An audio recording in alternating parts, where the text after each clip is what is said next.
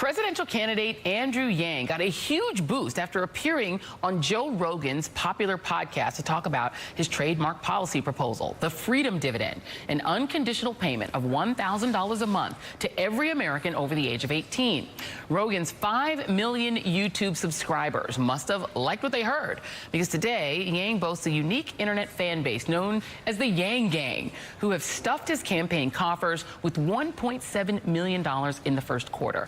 Per Axios, Yang now qualifies for the first Democratic primary debate by raising money from more than 65,000 unique donors. And joining me now is Democratic presidential candidate Andrew Yang. Thank you so much for being here. Oh, it's great to be here. Thanks for having me. You have such an interesting following, because the Joe Rogan following I tend to think of as more right-leaning. You've got this strange sort of boomlet of people from 4chan and 8chan and what we see as a sort of the fever swamps of the far right following your campaign, but you're running as a Democrat. What is that about?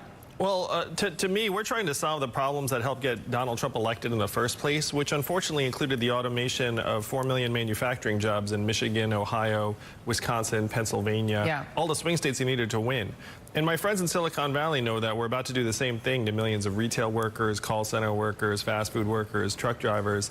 So this is going to affect all Americans, and we need to evolve to the next form of our economy as fast as possible. So you make the argument, which I have made a million times on Blue in the Face to folks, that the enemy is not immigration, it's automation. That is what the real enemy of work is, right? Yeah, so of course, and the fact that we're scapegoating immigrants for these economic dislocations is the height of ignorance, and it's destructive and incorrect. So we need to wake America up to the fact that it is not immigrants that we should be concerned about. It's the fact that our economy is evolving with advanced technology to a point that more and more Americans are going to struggle to find meaningful opportunities. And you come from the business world. You're an entrepreneur. That's where you come from. And that's where you got this sort of concern about AI. I spent the last 7 years helping create several thousand jobs in the Midwest and the South. I saw the aftermath of the decimation of manufacturing, and knowing that that's going to happen.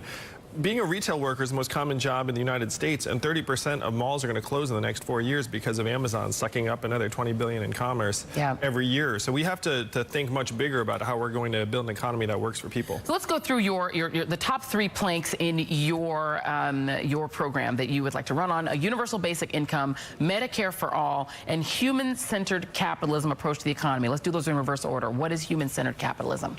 Well, GDP is at record highs, even as Americans' lives are falling apart. And so we need to move our economic measurements to things that would actually be meaningful to us and our communities.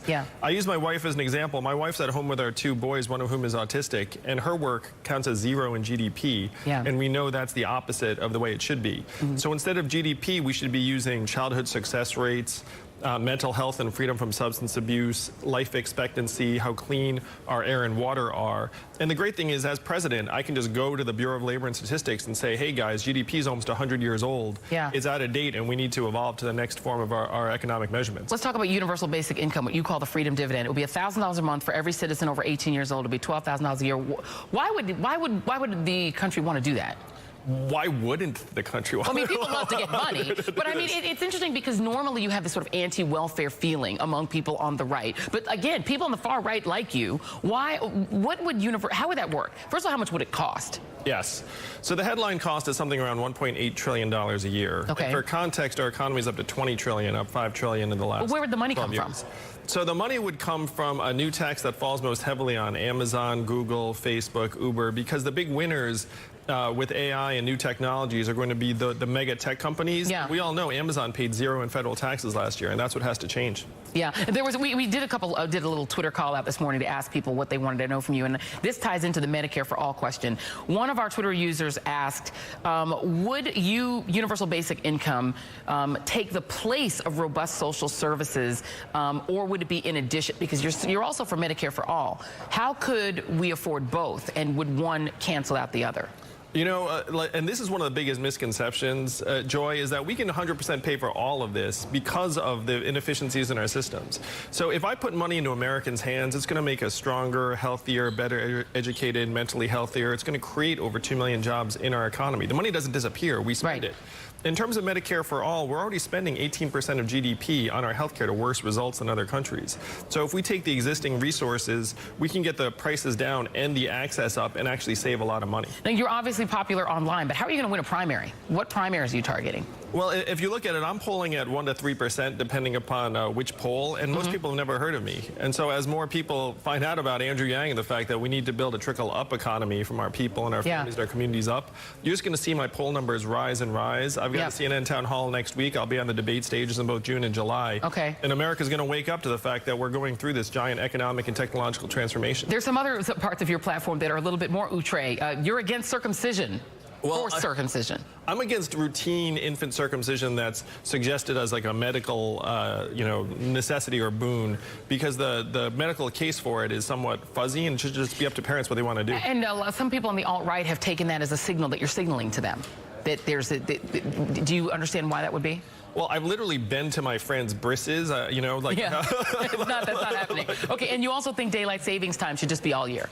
Yeah, like literally we have a few Americans die in car accidents with the switchover because if you lose an hour of sleep, you get drowsy. We should just pick daylight savings time and stick to it all year round. All right, two quick more questions from Twitter. One, why in a field of highly qualified women candidates should you run?